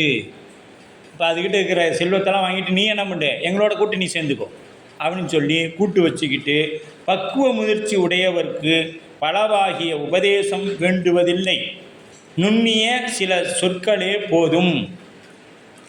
பக்குவமுடையவங்களுக்கு பல வகையான உபதேசம் தேவையில்லை. இதை யாரை சொல்லலாம்னா பட்டினத்தடிகள் சொல்லலாம். காதற்ற ஊசியும் வாராது காண்முன் கடைவெளிக்கு, அவ்வளோதான். எவ்வளோ கோடி சொத்து? 10ஆம் நூற்றாண்டில் வச்சுங்க, 10-11ஆம் நூற்றாண்டு 600 கோடி சொத்து. அந்த காலத்தில் 600 கோடினா இன்றைக்கெல்லாம் 6000 லட்சம் கோடி. இன்றைக்கி 6000 லட்சம் கோடி பணம் அன்றைக்கே தூக்கி வச்சுவிட்டார். நம்ம போக மாட்டோம். சரி, போகலைனாலும் பரவாயில்ல, அந்த ஊரை விட்டாச்சு போகிறோமா? அதுவும் போகல. அவர் அந்த ஊர்லேயே என்ன பண்ணுறாரு? யாசகம் பெற்று சாப்பிட்றாரு. ஒரு நாளைக்கு 3 வீடு தான். பிரம்மச்சாரியோட கணக்கு பிரகாரம் துறவிகள் என்ன பண்ணணும்? ஒரு நாளைக்கு 3 வீட்டில் என்ன கிடைக்குதோ அதைத்தான் சாப்பிடணும். முதல் வீட்லேயே தேவையானது கிடச்சிருச்சுன்னா போயிடணும். 3ஆவது வீடு கொஞ்சம் கொஞ்சமாக போட்டு 3 வீட்டுக்கும் கடைசியில் ஒரு நாள் தான் சாப்பாடு வருதுன்னா இன்றைக்கி அவ்வளோதான் இறைவன் கொடுத்தது அப்படின்னு சாப்பிடும். இதுதான் துறவிகளுக்கு விதிக்கப்பட்ட விதி. அப்படி தான் சொந்த ஊர்லேயே என்ன பண்ணார்? 600 கோடியை விட்டுட்டு பிச்சை எடுத்து சாப்பிட்டார். யாசகம் வாங்கி சாப்பிட்டு கொண்டு இருந்தார். இன்றைக்கி நாம் அப்படி இருப்போமா? இது என்னோட இது தெரியுமா? என்கிட்ட 100 பேர் வேலை செய்கிறான். நான் அதெல்லாம் வேண்டான்னு விட்டுட்டு, எதுவும் மனசளவெல்லாம் விட்டுருக்க மாட்டோம். வேண்டான்னு விட்டுட்டு சாமி தான் பெருசுன்னு வந்து நிற்கிறேன். அது உனக்கு தெரியுமா அப்படிம்போம். அந்த பக்கம் போனோன்னே, டே இன்றைக்கி எவ்வளோ வந்துச்சுப்பா, அதெல்லாம் கரெக்டாக வந்துருச்சா, ஏதாவது பெண்டிங் இருக்குதா கேட்குறோம். ஆனால் இங்கே பேசும்பொழுது என்ன சொல்கிறோம்? அதெல்லாம் விட்டுட்டு தான் நான் இங்கே வந்திருக்கேன் அப்படின்னு நான் சொல்கிறேன். அதுபோல் அப்போ பக்குவ முதிர்ச்சி அடைந்தவர்கள் பலவாகிய உபதேசங்கள் வேண்டியதில்லை, நுண்ணிய சில சொற்களே போதும், அவையே ஞானத்தை தந்துவிடும். பக்குவம் பெறும். அப்போ அவையே ஞானத்தை இது பற்றிய ஐம்புலர் வேடரை வளர்த்து அயர்ந்தனை என ஞானாசிரியர் உபதேசித்து கூறியதை சொற்களாகும். இங்கே 4 கூறுகளாக இது பிரிக்கப்படுகிறது. இந்த நூற்பா 4 கூறுகளாக பிரிக்கப்படுகிறது. 1, ஞானத்திற்கு காரணமாகிய தவத்தினது நிலை, முதல் கூறு. 2வது கூறு முதல்வனே குருவாகி வந்து உணர்த்துதல், சிவபெருமானே குருவாக வந்து உணர்த்துதல். 3வது கூறு ஐம்பொறி முதலிய கருவிகள் இயல்பு, ஐம்பொறிகளோட இயல்பு என்ன அப்படிங்கிறது. 4வது கூறு ஆன்மா கருவிகளில் நீங்கி முதல்வனது திருவடியை அடைதல் அப்படிங்கிறது 4 கூறாக சொல்லப்படுது. முதல் கூறு பார்த்தோம்னா தவத்தால் ஞானத்தை உண்டாக்கும், தவத்தால் ஞானத்தை உண்டாக்கும். அப்போ தவம் செஞ்சால் ஞானம் வருமா? ஞானம் இருந்தால் தவம் செய்யலாம். இதை எங்கே போகணும்? மாணிக்கவாசக பெருந்தகை கிட்ட தான் போகணும். நானேயோ தவம் செய்தேன் சிவாய நம என பெற்றேன். இப்போ சிவாய நம பெறணும்னா என்ன பண்ணியிருக்கணும்? முன்னமே தவம் செய்திருக்கணும். முப்பிறவியில் தவம் செய்திருந்தால் இந்த பிறவியில் குருநாதன் வந்து நமக்கு ஐந்தெழுத்தை உபதேசிப்பான். அந்த தவம் இல்லைனா வாய்ப்பு குறைவு. தவம் இருந்தால் தான் நடக்கும். அப்போ ஈண்டு இவ்வான்மாக்களுக்கு முற்செய்த தவத்தால் ஞானம் நிகழும் என்றது மேற்கோள். ஈண்டு இவ்வான்மாவுக்கு முன் செய்த தவத்தால் ஞானம் நிகழும் என்றது. இப்போ ஆன்மாக்களுக்கு அவை முப்பிறவியில் பலவற்றில் செய்த தவங்களின் பயனாகவே ஞானம் நிகழும். எடுத்த உடனே ஒருத்தருக்கு ஞானம் வந்து விடாது. பல பிறவிகளில் செய்த தவம் தான் அவர்களுக்கு ஞானத்தை கொடுக்கும். பிறப்பில் செய்த தவத்தால் மட்டுமே ஞானம் நிகழ்ந்து விடாது என்பது பெறப்படும். இப்போ ஒரே பிறப்பில் நான் வந்ததுலேருந்து சாமி கோயிலுக்கு வரேன், சாமி இப்போ ஞானம் கிடச்சிருமானா? இல்லை. முன்பு செய்த தவம் இருந்தால் மட்டும்தான் இப்போ நமக்கு ஞானம் கிடைக்கும். ஞானம் என்பது அனுபவ ஞானத்தை அன்று ஆசிரியர் அறிவிக்க வண்ணம் சிவஞானம் கண்ணாக கொண்டு அறிவது ஆகிய சாதன அறிவையே ஆகும். ஆசிரியர் குருநாதன் சொல்கிறார் இல்லையா? அதை சொல்கிற மாதிரி உணர்ந்து கொள்வது தான் ஞானம். சாதன ஞானம் என்பது சரியை, கிரியை, யோகம், ஞானம் என்ற சாதனம் 4னுள் 1 ஆகிய ஞானத்தை குறிக்கும். சாதன ஞானம் ஆசிரியர் அறிவித்தவாறே சந்தேகமின்றி மாறுபாடு இன்றி விளங்குதல் ஆகும். இதை குருநாதர் சொல்லியிருக்கிறாரு. ஐந்தெழுத்தை சொன்னோம்னா நமக்கு முக்தி கிடைக்குமா, இது உண்மையா இப்படின்னு நினச்சி சொன்னோம்னா எப்படி இருக்கும்? அது முழு நம்பிக்கையோடு சொல்லாதது. எப்பொழுதுமே ஒரு மருத்துவரிடத்தில் போகிறோம், அவர் மருந்து கொடுக்குறாங்க, இந்த மருந்தை சாப்பிட்டு சரியாயிரும்னு அந்த மருத்துவர் மீது நம்பிக்கை வரணும். அதுக்கடுத்து மருந்தின் மீது நம்பிக்கை வரணும். அப்போ தான் உள்ளே போட்டால் என்ன ஆகும்? அந்த வியாதி சரியாக போகும். இல்லை இந்த டாக்டரா இவன் ஏற்கனவே ஒரு 10 பேர்த்த கொண்டுட்டானா, நானும் இங்கே போய் இவன் கொடுக்குறத சாப்பிட்டு அப்படின்னு இருந்தோமா என்ன ஆகிடும்? அந்த மருந்தும் போய் நமக்கும் அந்த என்ன சிந்தனை பண்ணமோ அதை கொடுத்துரும், நம்மளையும் அது கடைசியில் கொண்டு விடும். அதனால் சாதன ஞானம் ஆசிரியர் அறிவித்தவாறே சந்தேகமின்றி மாறுபாடு இன்றி விளங்குதலாகும். ஞானமே வீடு பெற்றுக்கு நேர் சாதனம், ஏனைய எல்லாம் ஞானத்திற்கு சாதனங்களே. சரியை, கிரியை, யோகம்லாம் என்னத்துக்குங்க? ஞானத்திற்கு இது வழிதான். சரியையினால் நமக்கு முக்தி கிடைச்சிடாது, கிரியை செய்வதனால கிடைச்சிடாது, யோகம் செய்வதனால கிடைக்காது. ஞானத்தினால் அன்றி வேறு எதனாலையும் என்ன கிடைக்காது? முக்தி கிடைக்காது. ஞானமே வீடு பெற்றுக்கு நேர் சாதனம் அப்படின்ட்டார். அப்போ ஏனைய எல்லாம் ஞானத்திற்கு சாதனங்களே என்பதை வலியுறுத்தும் ஏது கூறுகிறார் ஆசிரியர். மேற்சரியை, கிரியா, யோகங்களை முறையே செய்து முடிந்தால் அவை ஞானத்தை காட்டி அது வழியாக மோட்சத்தை கொடுமே அன்றி தாமே மோட்சத்தை கொடா ஆகலான் அப்படின்ட்டார். ஏது பாருங்க, மேற்கூறிய சரியா, கிரியா, யோகங்களை செய்து ஒளி நன்னெறியாகிய ஞானத்தை காட்டி அல்லாது மோட்சத்தை கொடாது. இப்போ சரியை செய்தீங்கன்னா என்ன பண்ணுவோம்? அடுத்தது கிரியைக்கு கொண்டு போகும். கிரியையில் நல்லா போயிருந்தீங்களா யோகத்தை கை கூடும், யோகம் கை கூடனா ஞானத்தை கிடைக்கும். இது எல்லாம் ஒரே பிறவியில் அமைஞ்சிருமானா? இல்லை, பல பிறவிகள் தோறும். இல்லைங்க, நான் இப்போ வந்தேன், கோயிலை கூட்டினேன், அடுத்தது எனக்கு பார்த்திங்களா சிவபூசை கிடச்சிருச்சு, கிரியை செய்தேன், அடுத்தது பார்த்திங்களா அப்படியே நுண்மை தீக்கை கிடச்சிருச்சு, யோகம். இதெல்லாம் இந்த பிறவிலே இருந்துச்சா? போன பிறவியில் நீங்கள் நுண்மை தீக்கை எடுக்கிற பக்குவம் பெற்றிருப்பீங்க, உங்களுடைய ஆயுள் காலம் முடிந்திருக்கும். இந்த பிறவியில் உங்களுக்கு 3ஆம் நிலை தீக்கை நுண்மை கிடச்சிருச்சு. அப்போ அப்போ இந்த சரியை கிரியை நான் முன்னமே செய்த தவம். ஒருத்தர் போன பிறவியில் சரியை செய்துட்டு வந்தால் இந்த புருஷ இந்த பிறவியில் வந்த உடனே அவங்களுக்கு சிவபூசை கிடைச்சிடும் சின்ன வயசுலேயே. அப்புறம் அதன் வழியாக என்ன பண்ணுவாங்க, கிரி யோகத்துக்கு போவாங்க. யோகத்தின் வழியாக ஞானத்தை பெறுவாங்க. இப்படி படிநிலையாகத்தான் நமக்கு நிலையாக முன்னேறுவர் நிலமிசை நிலை இலரே. நமக்கு பெரிய புராணம் இதைத்தான் சொல்லிக் கொடுக்கு. ஒவ்வொரு படிக்கட்டாக ஏறணும். 1வது படிக்கட்டுலேருந்து 10வது படிக்கட்டு ஏறி குதிச்சோம்னா கீழே விழுந்து கை காலில் உடஞ்சி போயிடும். சரியை 16 இருக்குது, ஒன்று ஒன்றா போகணும். அப்போ ஒரு கேள்வி நமக்கு வரலாம், சரியையில் இருந்தால் அப்போ முக்தியெல்லாம் கிடைக்காதா சாமி? உண்டு. சாலோகம். கிரியையில் இருந்தால் சாமீபம். சாமீபம். அடுத்து யோகத்தில் இருந்தால் சாரூபம். சிவபெருமான் மாதிரியே நீ அங்கே சுற்றிட்டு இருக்க அந்த உலகத்தில். அடுத்தது சாயுச்சியம். இது எப்போ கிடைக்குன்னா ஞானத்தினால தான் கிடைக்கும். இந்த ஞானத்தினால. அப்போ இந்த சரியகிரிய யோகம்லாம் கிடைக்காதானா அதில் முக்தி நிரந்தர முக்தி இல்லை. சரியில் இருந்துட்டு மீண்டும் நாம் அப்படியே கிரியைக்கு அங்கேருந்தும் போகலாம். இல்லை நீங்கள் பூலோகத்தில் சில அனுபவிக்க வேண்டியிருந்தால் இங்கே அனுபவிச்சுட்டு தான் நீங்கள் மறுபடியும் கிரியா உலகத்துக்கு போக முடியும்.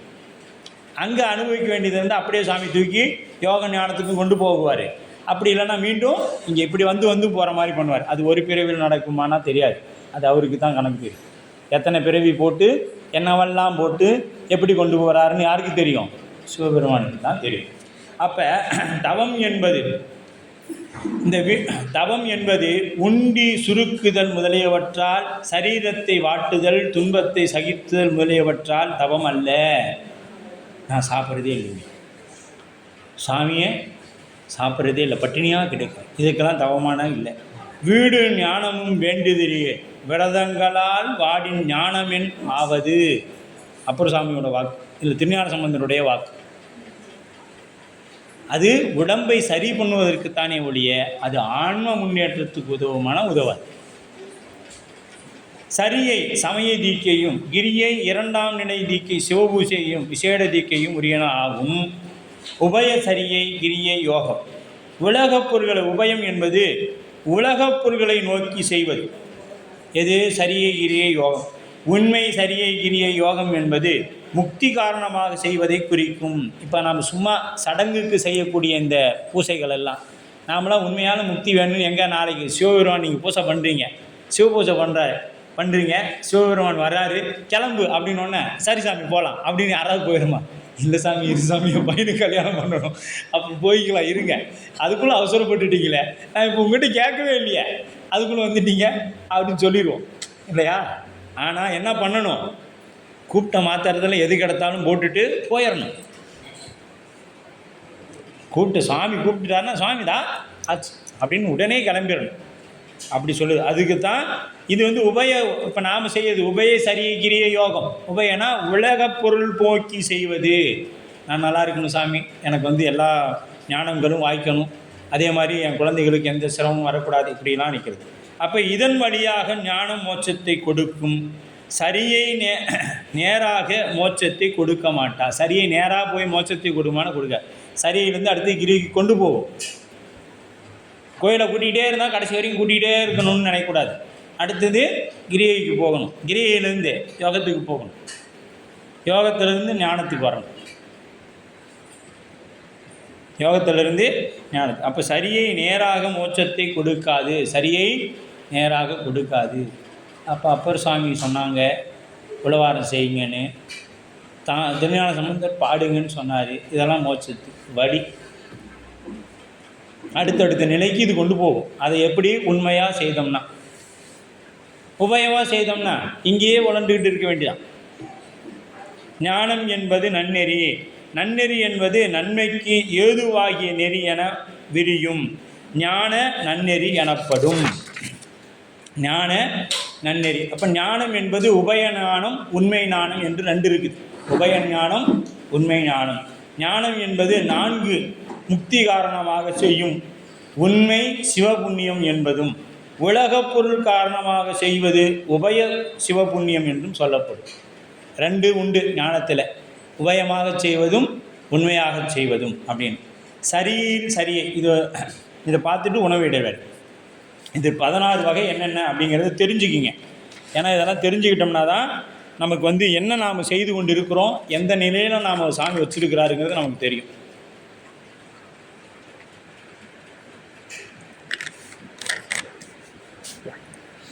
சரியில் சரியை அப்படின்னா திருக்கோயில் உள்ள குப்பைகளை அப்புறப்படுத்துதல், அழகிடுதல், கூட்டுறதுக்கு பேர் அழகிடுதல்னு பேர்.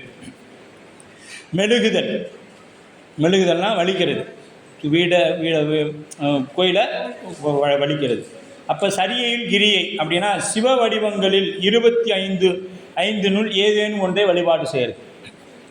மாகேச முகூர்த்தங்கள்னு 25 முகூர்த்தங்கள் இருக்குது. அதெல்லாம் ஏதாவது ஒன்றை நமக்கு பிடித்த மாதிரி வைத்து வழிபாடு செய்கிறது. இது சரியில் யோகம் என்பது நெஞ்சத்தாமரையில் சிவபெருமானின் உருவத் திருமேனியை தியானம் செய்தல். அது சரியில் யோகம். சரியில் ஞானம் என்பது மேற்குறிப்பிட்ட தியானத்தில் உறைந்து ஏற்படுகையில் அதனால் ஒரு அனுபவ உணர்வு நிகழும். அந்த உணர்வு தான் ஞானம். அடுத்து கிரியில் சரியை என்பது சிவபூசைக்கு வேண்டிய பொருள்களை சேர்த்துதல். இப்போ சிவபூசைக்கு வேணுமான பூக்களை பறித்தல், திரவிய பொருட்களை கொண்டு வந்து வைக்கிறது. இப்போ நமக்கு ஒருத்தர் உபகாரம் பண்ணுவாங்க இல்லையா, வீட்டில் இருக்கிறவங்க நம்ம சிவபூஜை பண்ணுறோன்னா அதுக்குரிய பொருட்களை எல்லாம் கொண்டு வந்து தருவாங்க.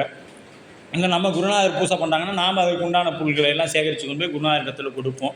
இதற்கு கிரியையில் சரியை, கிரியையில் சரி. கிரியையில் கிரி என்பது பூத சுத்தி, தான சுத்தி, திரவிய சுத்தி, மந்திர சுத்தி, லிங்க சுத்தி ஆகியன செய்து லிங்க வடிவில் செய்யும் பூசை, அதாவது சிவபூசை செய்வது எதனால் கிரியை தான் சிவபூசை செய்கிறது. கிரியையில் கிரியை அப்படிங்கிறது சிவபூசை. அடுத்து கிரியையில் யோகம் என்பது அகத்தே பூசை, ஓமம், தியானம் என்று 3க்கு முறையே இதயம், நாபி, புருவ, நடு என்று 3 இடங்களையும் வகுத்து கொண்டு செய்யும் அந்தரியாக பூசைக்கு, அக வழிபாட்டுக்கு என்ன பேர்? கிரியையில் யோகம் அப்படின்னு சொல்லுது. அப்போ கிரியையில் ஞானம் அப்படின்னு பார்த்தோம்னா அந்த அந்தரியாக பூசையின் உரைப்பால் ஒரு அனுபவ உணர்வு நிகழும். அந்த பூசை செய்கிறதுனால நமக்கு என்ன பண்ணுங்க, ஒரு அனுபவம் நிகழும். அது கிரியையில் ஞானம். அடுத்தது யோகத்தில் சரியை, இயமம், நியமம், ஆசனம், பிராணாயாமம் என்ற 4னுள் பழகுது. இது யோகத்தில் சரியை. யோகத்தில் கிரியை என்பது பிரத்யாகாரம், தாரணை என்னும் 2னையும் பழகுது. யோகத்தில் யோகம் என்பது தியானம் செய்தல். தியானம் செய்தல்ங்கிறது தனியாக போய் உட்காந்து தியானம் பண்ணுறதெல்லாம் இல்லை. ஒரு சில இடங்களுக்கு போனவுடனே நம்மளை அறியாமல் ஒரு உணர்வுகள் வரும். அந்த இடத்துல அப்படியே உட்காந்துடணும், அங்கேயே உட்காந்துடணும். அப்படியே நம்மளை அறியாமல் ஒரு உணர்வுகள் ஏற்படும். சிலர் சொல்லுவாங்க பாருங்கள், இந்த கோயிலுக்கு போனேன், எந்த கோயிலையும் இல்லாத ஒரு அனுபவம், அங்கே உட்காந்துரு, அப்படியே உட்காந்துரு, எந்த இடத்துல இருந்துச்சு அங்கேயே உட்காந்துரு. அப்படி அது யோகத்தில் யோகம். யோகத்தில் ஞானம் என்பது சமாதி கூடுதல். எப்போ உட்காந்தோம், எப்போ சிவபெருமானை நினச்சிக்கிட்டே இருந்தோம், என்ன எப்போ விட்டோம்னு தெரியாது. இதுக்கு சமாதி. ஞானத்தில் சரியே, ஞான சாத்திர பொருள்களை குருவிடம் கேட்டல். ஞான சாத்திர நூல்களை, அந்த சாத்திர பொருள்களை, ஞானத்தை பற்றிய சாத்திர பொருள்களை குருவிடத்தில் கேட்கறது ஞானத்தில் ஞானம்.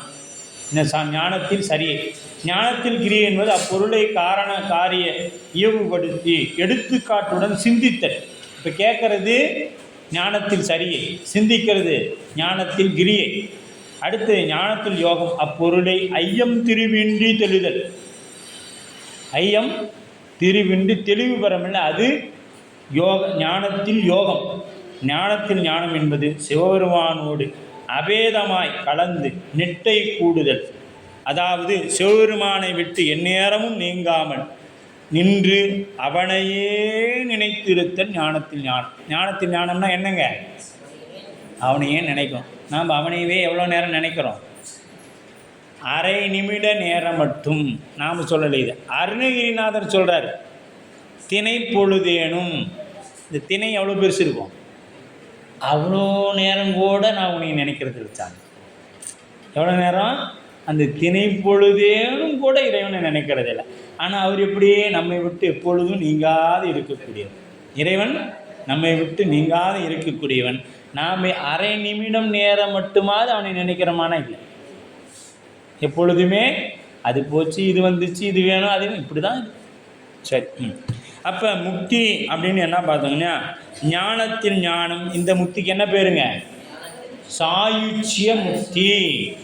இந்த முக்தி பெறாமல் மீது எந்த முக்தி பெற்றாலும் மீண்டும் பிறவிக்கும் வரலாம், பிறவி இல்லாமல் அப்படியேவும் அடுத்தடுத்த நிலைக்கும் போகலாம். இது யார் கையில் இருக்குதுன்னா இன்னம்பர் கையில் இருக்குது.